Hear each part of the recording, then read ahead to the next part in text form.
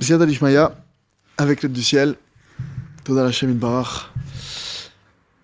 Bon, Hashem donne les mots. On va voir ensemble un sujet, si Dieu veut, qui n'est pas énormément traité, et pourtant qui est des plus importants. On va parler de ce qu'on appelle les drogues douces. Alors, il faut savoir que il ramène ici dans Began Agagouim, le Rav Arush, il explique ici, Hashem donne longue vie, B'ezrat Hashem. Il explique ici que les drogues douces, il faut particulièrement s'en éloigner. Et de plusieurs manières possibles, d'accord ? Pourquoi ? Parce qu'elles sont encore plus dures, elles sont encore plus graves que les drogues dures. Pourquoi ? Parce qu'il semble pour l'homme, il a l'impression que quoi, quand il prend des drogues douces, d'accord ? Il a l'impression qu'il est en train de rien faire avec ça. Il a l'impression que maintenant, il n'y a rien de grave à utiliser, à prendre du cannabis, etc. C'est pas interdit, entre guillemets, d'après... il a l'impression que c'est pas un péché. Il a l'impression que, bon, bien que la loi l'interdit, tous les pays l'interdisent à part certains pays spéciaux, d'accord ? Et il a même l'impression que donc en prenant ça, l'homme qui prend ses cannabis ou autre, il a l'impression qu'il peut... Non, il s'en sort très bien. Je travaille, j'étudie pour certains. Il y en a d'autres, peut-être même certains qui vont dire mon esprit est plus ouvert. Quand je prends ça, j'étudie mieux. D'accord ? Et en réalité, il faut savoir que ceux qui prennent, ceux qui consomment ces substances, on va voir là maintenant ce qu'on va voir ensemble. On va essayer juste déjà de prendre conscience de quoi il s'agit. D'accord ? Je précise avant tout ce que je vais dire que la tchouva, elle marche pour tout, elle est toujours valable. Donc c'est sûr que maintenant quelqu'un qui a fait des erreurs, il peut se repentir, il peut revenir là. Mais déjà la première des choses, c'est que je m'adresse à ceux, soit qui n'ont pas pris conscience bien du problème, qui se doutent, soit ceux qui complètement, ils pensent que c'est bien que je fasse ça. Ça me détend, je suis plus opérationnel, je suis... D'accord ? En réalité, il faut savoir que les drogues douces, elles détruisent le bien qu'il y a en l'homme. Et elles amènent l'homme à un niveau très très bas. Et il dit que l'essentiel, alors il explique ici que l'essentiel de l'action, d'accord, destructeur sur l'homme, c'est quoi ? C'est quoi la chose que ça détruit essentiellement ? C'est qu'il va perdre maintenant toutes ses forces spirituelles. Ça, c'est quelque chose qu'on ne peut pas mesurer. Quelqu'un dit « Ah non, mais je veux travailler, etc. etc. » Mais le propre de l'homme, c'est quoi ? C'est sa volonté. Ta force spirituelle, ton entêtement, le dépassement de soi, toutes ces choses-là qui n'ont pas de baromètre extérieur. Tu peux très bien faire ton travail, ça se mesurera pas, ça. Ça va pas se voir si maintenant t'as la flamme ou t'as pas la flamme. T'es quelqu'un de déterminé ou pas. Toutes les forces qui sont en toi, les forces de l'âme, d'accord ? C'est en train de ça les brûle. Les drogues douces, elles enlèvent ça. Et donc du coup, ça va enlever toutes les forces spirituelles de la personne, les forces de son âme, et précisément ça va faire quoi ? Ça va faire que cette personne-là maintenant, elle aura pas la force de faire face et de tenir devant la moindre difficulté qui va se présenter à elle. Il y a moins de problèmes qui sont en elle. Oh, catastrophe, déprime, dépression, tristesse, colère, crise, panique, crise de panique. C'est très commun en ce moment. La personne elle tombe dans la paresse. Ça l'entraîne à être paresseux. Ça l'entraîne à perdre confiance en soi, à diminuer son estime de soi. Et donc concrètement, à cause de ces facteurs-là, la personne n'arrive plus à faire face à la vie et aux épreuves de la vie, avec ses enfants, avec sa femme. Et ça détruit tout son shalom bayit. Toute la paix conjugale que la personne a là, ça se détruit. Et ça va même entacher sa parnassa, son moyen de subsistance. Que Dieu préserve. Dieu nous en préserve, ça détruit tout. Et à notre grande souffrance, les drogues douces, le cannabis et autres, c'est devenu quelque chose de très fréquent. D'accord ? Au point, comme on a dit, qu'il y en a certains qui argumentent que ça les aide même à servir Dieu. Ça ouvre leurs portes spirituelles. Et que ça leur donne une élévation, une proximité, etc. Et toute autre sorte de bêtises qui peuvent leur faire passer par la tête. Et en réalité, tout ce sentiment, cette sensation que je me sens plus ouvert, je me sens plus léger, je me sens... D'accord ? En réalité, il faut savoir que la personne qui fume ces drogues-là, qui va consommer ces drogues-là, d'accord ? Tout ce qu'elle reçoit, c'est des forces du mal. Elle reçoit ça du côté obscur, d'accord ? Et il faut savoir que Hachem, il a en abomination cette chose-là. Pourquoi? Il ramène ici, dans la parashat Shemini, dans le Chumash, dans la parashat Shemini, c'est écrit là-bas. Vaikrou bnei Aaron Nadav Avihu, ils ont pris les enfants de Aaron Nadav Avihu. Chacun il a pris Ishma Martato, Veitnu Baen, Esh ve'asimu alea ktoret ve'akrivu lifnei Hashem Esh zara. Ils ont apporté devant Dieu, donc les enfants d'Aaron, un feu étranger, qui ne leur avait été pas ordonné. Vatetseesh mi lifnei Hashem, il y a un feu qui est sorti de devant Dieu. Vatochal otam, il les a mangés. Vayamutu lifnei Hashem, ils sont morts devant Dieu. Ça c'est dans le verset. Le maître ils explique. Quelle a été la faute des fils d'Aaron pour mériter une mort sur place? Qu'est-ce qui s'est passé?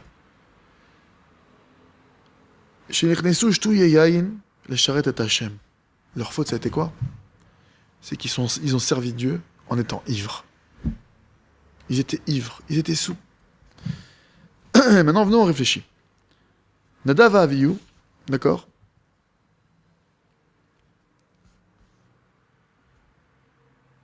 C'était des justes redoutables, de grandes sadikim. C'était vraiment des êtres exceptionnels.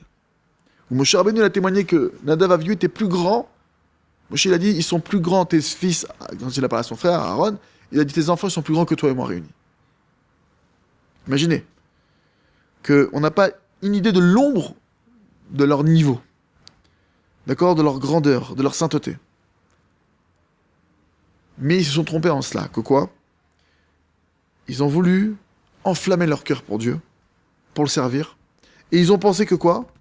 Que c'était permis d'utiliser la force du vin pour réveiller l'embrasement du cœur, l'enthousiasme du cœur. On va essayer, le vin ça désinhibe un peu, ça va nous mettre vraiment... Ils ont pensé ça. Mais Akadosh Baruch Hu, il n'est pas prêt à recevoir un feu étranger qui provient d'aide extérieure. C'est que maintenant le feu que tu vas approcher devant Hachem, la flamme que tu vas mettre devant Hachem, elle ne provient pas de toi, de ton travail à toi, de toi-même, de ton cœur. Elle vient d'un coup de main extérieur. Une drogue douce, un peu de vin, comme le vin, qui s'appelle, le vin ou les drogues douces qu'on surnomme, que la Torah nomme, Esh Zara, Asher Lot Siva, qui est un feu étranger qu'Hachem n'a pas ordonné. Hachem ne nous a pas demandé de faire ça. Dieu n'a pas demandé de faire ça. Parce qu'Hachem, qu'est-ce qu'il veut? Sa volonté, c'est quoi? C'est qu'un homme, il s'efforce. Il fournit des efforts, il travaille. Et qu'il aspire, qu'il désire, qu'il recherche la présence de Dieu. Au point que quoi? Que descende un feu du ciel à l'intérieur de son cœur. La personne, elle cherche Hachem, elle se tourne vers Hachem, elle prie vers Hachem, elle désire, elle aspire ardemment, elle a vraiment une puissante volonté à l'intérieur de son cœur de se rapprocher du Créateur, malgré les difficultés. Hachem, il voit ça, il fait descendre un feu du ciel dans son cœur. D'accord? Et la personne, donc, elle va s'enflammer. Et son cœur, il va s'éveiller de ce feu de sainteté uniquement, sans aucun mélange étranger, extérieur. Ça, c'est comme ça que Dieu veut qu'on le serve. Maintenant, il faut savoir que même les cigarettes, d'accord, sont considérées comme des drogues douces. Et il semble à l'homme que le fait de fumer, ça le calme. Ah, je fume, bah, ça me calme, je suis un peu nerveux, ça m'aide, ça me fait un travail des midotes. Je suis plus calme. Et que ça lui donne aussi une certaine proximité. Tu vois, quand je fume une cigarette, je me sens plus libre de parler avec Hachem. Je sais pas, D'accord? En réalité, Hachem, il a aucun plaisir de cet apaisement que l'homme il a. Et de cette soi-disant élévation qui n'est pas véritable. Et qui ne provient pas d'un travail que l'homme il a fourni. Et qui ne provient pas maintenant, qui n'est pas le résultat d'une proximité avec Dieu basée sur une foi authentique. Qui provient uniquement avec des substances. Qui rentrent dans le sang et dans le cerveau de l'homme. Et qui maintenant font que change le niveau de conscience de l'homme. Surtout qu'au passage de la cigarette, il y a un livre que je vous conseille fortement pour arrêter de fumer qui s'appelle La méthode simple de Alan Kerr. La méthode simple pour arrêter de fumer de Alan Kerr. Et là-bas, il explique un truc. Parce que quand on commence à s'intéresser au sujet, on voit la cigarette d'un autre œil. Je vous parle en tant qu'ancien fumeur. Et au passage, je te dis, il m'a beaucoup aidé pour arrêter de fumer. Là-bas, il explique une chose. La sensation que le fumeur il a d'apaisement quand il fume, d'où est-ce qu'elle vient? Pas parce que la cigarette c'est un kiff. En réalité, la cigarette c'est la drogue la plus rapide au monde à rentrer dans le sang. Dès qu'un fumeur il prend une latte, d'accord? Tout de suite ça rentre dans le sang, d'ailleurs il le sent à la première latte. Quelqu'un qui est stressé, un fumeur qui est stressé, il fume une latte tout de suite, à la première respiration, il sent l'apaisement. Il sent qu'il y a une accalmie intérieure. Parce que c'est la drogue à rentrer le plus rapidement dans le sang. Mais c'est aussi la drogue à ressortir le plus rapidement du sang. Toutes les demi-heures, la nicotine sort. Ce qui fait que, en moyenne, un fumeur, il fume toutes les demi-heures, donc il arrive très facilement à un paquet par jour. Un paquet et demi selon les... D'accord? Et en fait, ce qui se passe, c'est quoi? C'est que quand un fumeur, il se met à fumer, dès que la demi-heure, elle passe, donc la nicotine sort du sang, il y a un appel, il y a un manque qui est créé à cause de la nicotine. La nicotine va creuser à l'intérieur de l'homme un manque. Ce manque-là va faire comme si que tu sens une pression comme ça. Gentil, au début, c'est doux. Au bout d'une demi-heure, 31 minutes, 32, 33, 34, ça augmente, 35, 1 heure. Alors, si tu fais 6 heures d'avion, je t'en parle pas, 7 heures d'avion, etc. Et donc maintenant, quand tu fumes, tu vas arrêter ce truc-là, qui te dit « envoie-moi de la nicotine, allez, envoie-moi ». Et donc je dis « ah, je kiffe, là ». Mais en fait, c'est la cigarette qui t'a fait cette galère. C'est la cigarette qui te crée le problème. T'aurais pas fumé, t'aurais jamais eu ce truc qui te fait comme ça « envoie-moi de la cigarette, de la nicotine ». Donc en réalité, quand quelqu'un fume, il fait que arrêter de se mettre des coups. La cigarette, elle met des coups. Toi, tu fumes, tu mets de la pommade. Dès que t'as arrêté de fumer, une demi-heure après, hop, la pommade, elle fait plus effet. Les coups, ils reprennent, la douleur, elle revient. Donc tu viens calmer cette douleur, mais donc c'est un cercle vicieux. Donc c'est pas parce que tu kiffes. C'est comme s'il y avait une histoire comme ça. Ça m'est pensé une blague. Il y avait un type, il avait un type comme ça, il parlait de sa vie à quelqu'un, il disait hey, « oh là là, j'ai pas d'argent. J'ai une vie difficile, mon travail, qu'est-ce qu'il est dur, je porte des cartons, des trucs, avec ce que je gagne, j'ai même pas de quoi vivre. Je dois galérer pour avancer dans ma vie, et mes enfants, ils m'écoutent pas, chaque chose dans sa vie, c'était une galère. Et il dit en plus, mes chaussures, elles sont beaucoup trop petites, je fais du 40, j'ai du 38. Alors le type qui l'écoute, il dit, ah, attends quand même, franchement, les chaussures, tu pourrais t'acheter une paire de chaussures de 40. Allez, va chez les Chinois, va acheter des chaussures chez même des marchands, entre guillemets, de pas de super qualité, mais achète-toi moi à ta taille. Pourquoi t'achètes pas des chaussures à ta taille? Il dit, parce que c'est mon seul kiff. Quand je rentre chez moi, et que j'enlève mes chaussures, c'est le seul moment de la journée où je kiffe vraiment. Le kiff de plus avoir cette douleur au pied. La cigarette, c'est pareil. Tu fumes, ça t'enlève la douleur que la cigarette, elle t'a créé elle-même. C'est pas un kiff. C'est une arnaque. Maintenant, regardez ce qu'il dit là. Les cigarettes, donc elles aussi, d'accord? Elles sont comme ces drogues-là. Elles font perdre à l'homme, d'accord? Elles font perdre à l'homme plein de choses. Que ce soit au niveau spirituel, même au niveau physique, comme c'est connu. C'est dangereux pour la santé. Rabbi Nachman, il a interdit. Rabbi Nachman, il a interdit à tous ses élèves, à ceux qui le suivaient, etc., de fumer. Et il a dit que c'était pas une chose, c'était pas convenable pour quelqu'un qui craint le ciel, quelqu'un qui veut se rapprocher d'Hachem, de fumer, c'est pas convenable. Mais encore une fois, on parle de quelqu'un maintenant qui est tombé dans le problème de la cigarette. Je peux pas l'expliquer maintenant en détail parce que c'est pas l'objet de maintenant, mais ok, alors maintenant, il faut demander à Hachem. Je suis tombé dedans, je savais pas, ou peu importe, je savais, je me suis fait avoir l'eau, peu importe, maintenant, il faut en sortir. La première des choses, c'est de désirer, de vouloir en sortir. Pas rester dans cette prison. Il y a déjà assez de pulsions et de ta'avot, de mauvais désirs, pour se rajouter des choses. D'accord? Donc comment est-ce que je fais maintenant pour sortir de ça? Vous allez demander à Hachem. 5 minutes par jour, 10 minutes par jour. Maître du monde. Aide-moi à arrêter de fumer. Enlève-moi l'envie de fumer. Aide-moi à diminuer, aide-moi à arrêter complètement. Aide-moi à trouver les méthodes, aide-moi à lire le livre de la méthode simple pour arrêter de fumer. Aide-moi à trouver tous les sujets qui parlent de ça, qui expliquent ça pour que je prenne bien conscience du problème. Aide-moi à prier comme il faut sur le sujet. Aide-moi à arrêter, etc. Jusqu'à ce que vous arrêtiez. Et vous allez arrêter comme ça. Ni plus ni moins, Hachem, c'est Hachem qui a fait que vous êtes passé par là. C'est Hachem qui fait que vous allez en sortir. Alors,